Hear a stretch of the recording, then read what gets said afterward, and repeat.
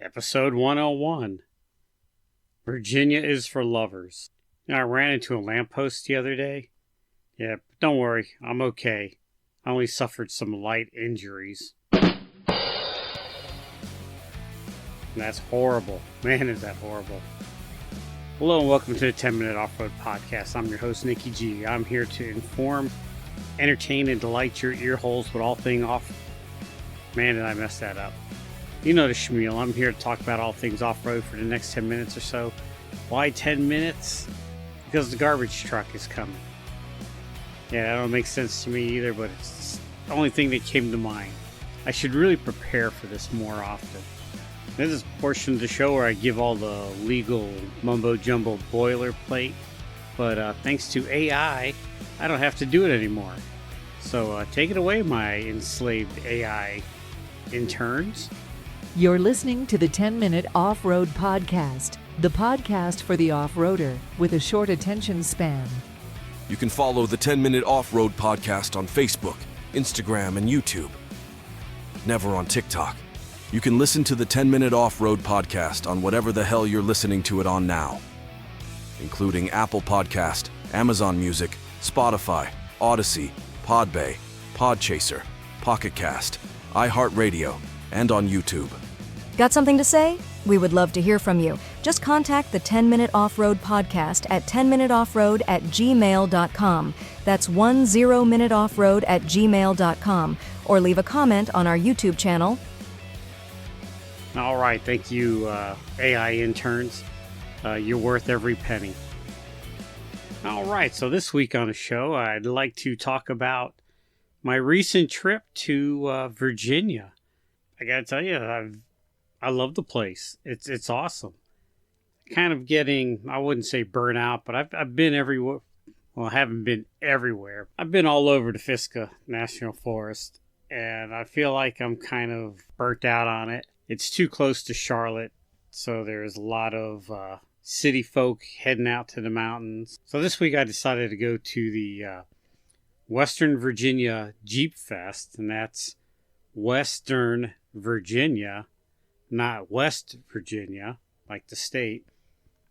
Although it was very close to West Virginia. Western Virginia is pretty close to West Virginia. I wanted to go up there, check it out. It was about a 3-hour drive from my house. So I didn't really feel like driving 3 hours, attending this Jeep show, and then take the 3-hour drive home. So I was going to break it up into 2 or 3 days. I ended up doing it in 2. So I took Friday off work and drove up to a place I've always wanted to see, was the Tennessee, North Carolina, Virginia tri-state marker.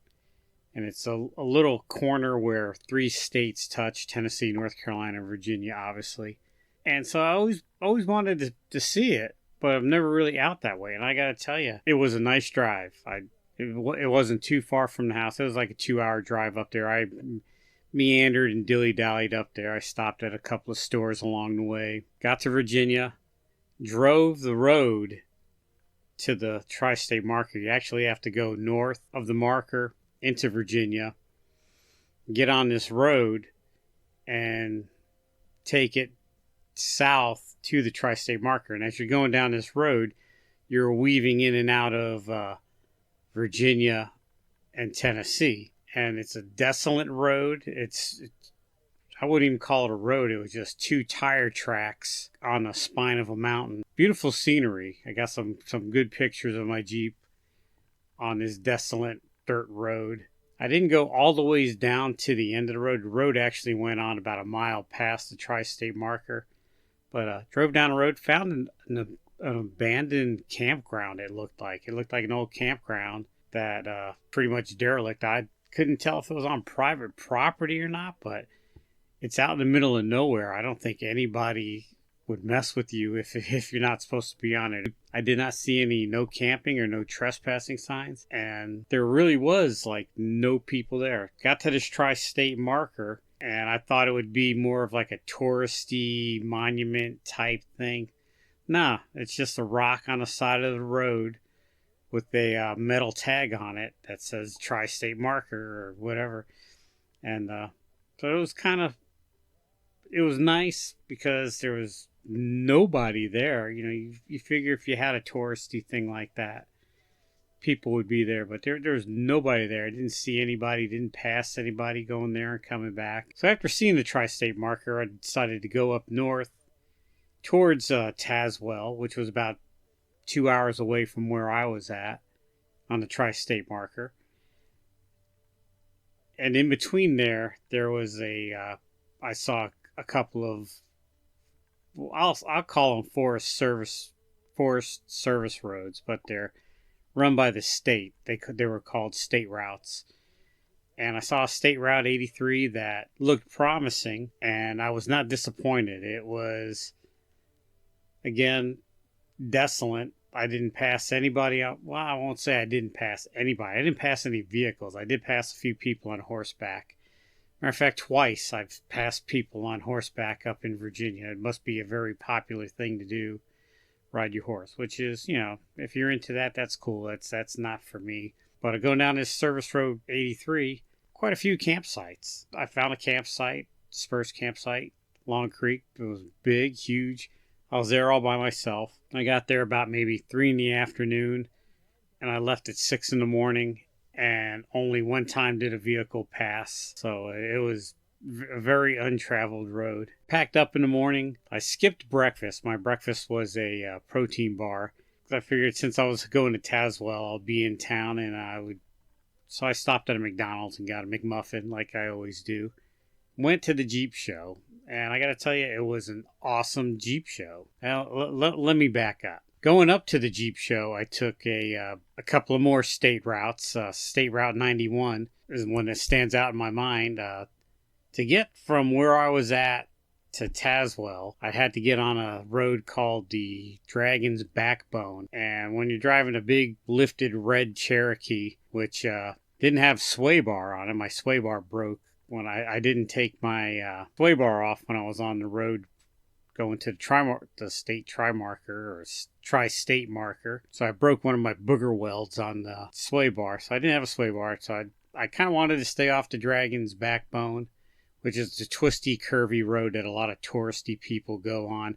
A lot of these ricers like to get on there and drive their bikes as fast as they can through the curves, and other people with cars.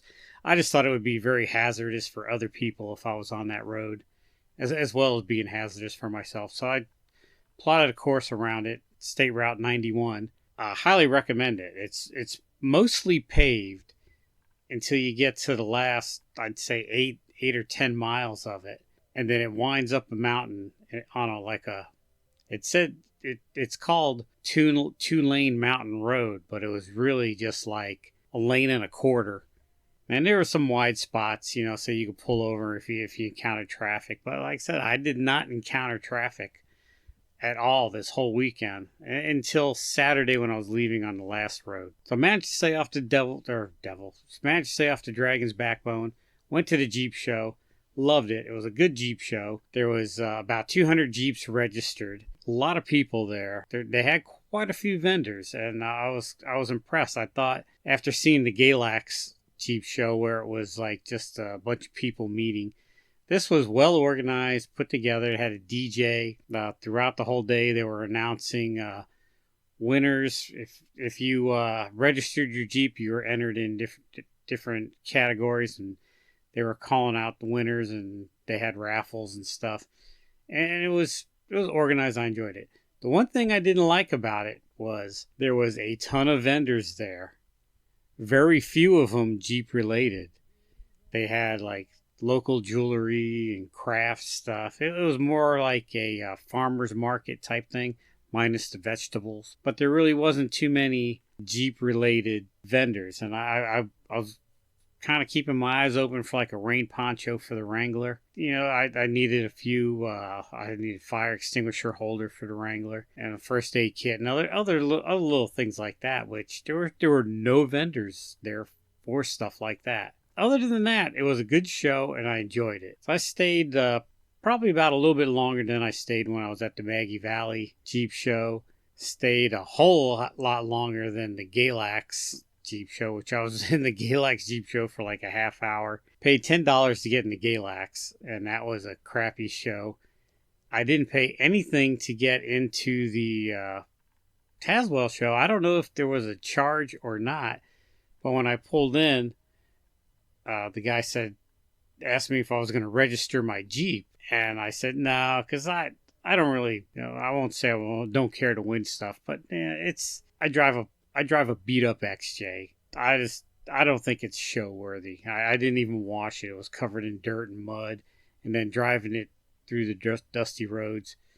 And it had all my junky gear in it and stuff. Kid that was doing the parking asked me if I was going to register it, because registered vehicles parked in a different place. And I told him no, and he says, you really should. I said, all right. So I parked with the registered Jeeps, and I walked right into the event. From there, I didn't pass a gate or had to pay anything. I don't know if the whole event was free or I just kind of scammed it out. But anyhow, I went up to the table to register the vehicles, and I just felt like, I didn't want to spend, I think it was $50. So I didn't want to spend the $50. I just didn't register my Jeep. But I got primo parking, and I didn't have to pay to get in. All right, until next time, this is Nikki G saying, wheel what you got and be happy.